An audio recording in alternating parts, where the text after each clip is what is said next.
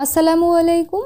কলা আর ডিম দিয়ে মাত্র 15 মিনিটে আজকে তৈরি করে দেখাবো এমন এক ক্রিমি সুস্বাদু ডেজার্ট যেটা এর আগে কখনোই খাননি। আমি চ্যালেঞ্জ করে বলছি, এইভাবে একবার বানিয়ে খাওয়ার পর আপনি শুধু বলবেন এটা আরও আগে কেন শিখিনি। এই ডেজার্টটা পারফেক্ট ক্রিমি বানানোর জন্য থাকবে সকল প্রকারের টিপস অ্যান্ড ট্রিক্স। 1 সেকেন্ডও কিন্তু স্কিপ করা চলবে না। এজন্য হাঁড়িতে দিয়ে দিব 2 টেবিল চামচ বাটার। এর পরিবর্তে ঘি দেওয়া যাবে। বাটার গলে যাওয়ার পর পাকা কলা দিয়ে দিচ্ছি। এখানে মাঝারি সাইজের 4টি পাকা কলা পাতলা স্লাইস করে কেটে নিয়েছি। কম আঁচে নেড়ে কলা নরম হয়ে যাওয়া পর্যন্ত ভাজতে হবে।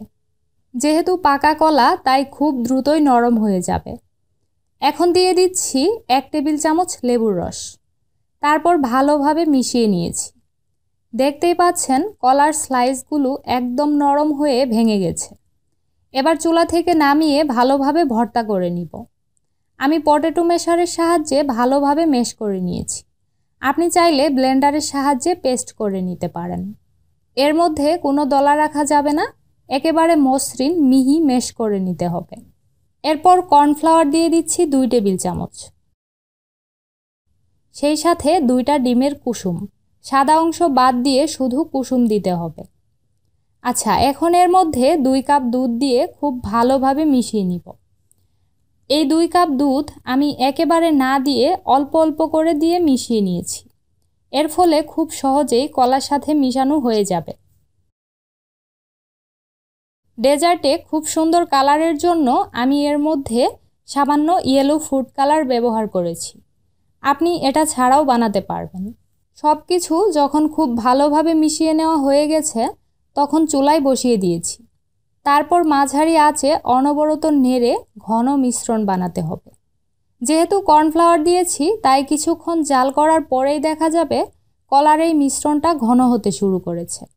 এই সময় কিন্তু নাড়া বন্ধ করা যাবে না, তাহলে গায়ে এসে ছিটা লাগবে। দেখতেই পাচ্ছেন ঘন হয়ে এর মধ্যে বড় বড় এরকম বাবলের মতো হয়ে ফুটতে শুরু করেছে। এখন চুলা থেকে নামিয়ে ঠান্ডা হওয়া পর্যন্ত রেখে দিব। তো আমার এটা ঠান্ডা হয়ে গেছে। এখন ঠিক এইরকম ঘন দেখাচ্ছে। এবার বাটিতে ঢেলে ফ্রিজে নরমালে রেখে দিতে হবে পুরোপুরি ঠান্ডা হওয়া পর্যন্ত। অবশ্যই ভালোভাবে ঢেকে নেবেন। তো ফিরে এলাম পুরোপুরি ঠান্ডা করার পর। এখন চামচ দিয়ে দলাগুলো ছাড়িয়ে নিতে হবে। তারপর ইলেকট্রিক বিটারের সাহায্যে ভালোভাবে বিট করে নিব। প্রথমে আমি মিডিয়াম স্পিডে বিট করেছি, তারপর স্পিড বাড়িয়ে হাইতে রেখে এটাকে বিট করব। ভালোভাবে বেশ কিছুক্ষণ বিট করার পর এটা একদম মসৃণ আর কিছুটা ফ্লাফি হয়ে যাবে। ঠিক এরকম হলেই বুঝবেন এটা বিট করা হয়ে গেছে। তো এখন আমি অন্য আরেকটা বাটিতে 1 কাপ দিয়ে দিচ্ছি ঠান্ডা হুইপড ক্রিম। অবশ্যই ক্রিম একদম ঠান্ডা করেই এখানে নিতে হবে। তারপর হাই স্পিডে বিট করব যতক্ষণ না এটা একদম ঘন ফুমের আকারে চলে আসে। বাটিটা একটু কাত করে সব দিকে বিটার ঘুরিয়ে ঘুরিয়ে বিট করে নেবেন, তাহলে ক্রিমটা দ্রুত ফুম হয়ে যাবে। দেখুন কিছুক্ষণ বিট করার পর এটা এখন একদম ফুম হয়ে গেছে। বিটারের মধ্যে এই ফুমটা লেগে আছে। আবার আপনি যদি এই বাটিটাকে একটু কাত করেন তাহলে দেখবেন পড়ে যাবে না। ঠিক এইরকম ফুম করেই এটা বানাতে হবে। এখন একটু আগে বিট করা কলার মিশ্রণটা এর মধ্যে অল্প অল্প করে দিব আর বিট করে নিব। ক্রিমের সাথে কলার মিশ্রণ ভালোভাবে মিশে যাওয়া পর্যন্ত বিট করতে হবে। তো আমার এটা বিট করা হয়ে গেছে। দেখতেই পাচ্ছেন কতটা লোভনীয় দেখাচ্ছে। এবার পরিবেশনের পালা। আমি পাইপিং ব্যাগে ভরে পছন্দ মতো নজেলের সাহায্যে এভাবে করে কাপের মধ্যে ঢেলে পরিবেশন করেছি। আপনি চাইলে এমনিতেও পরিবেশন করতে পারেন।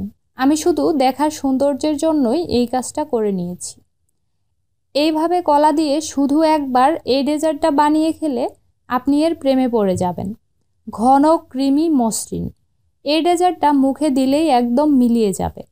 বাচ্চা থেকে বড় সবাই খুব পছন্দ করবে।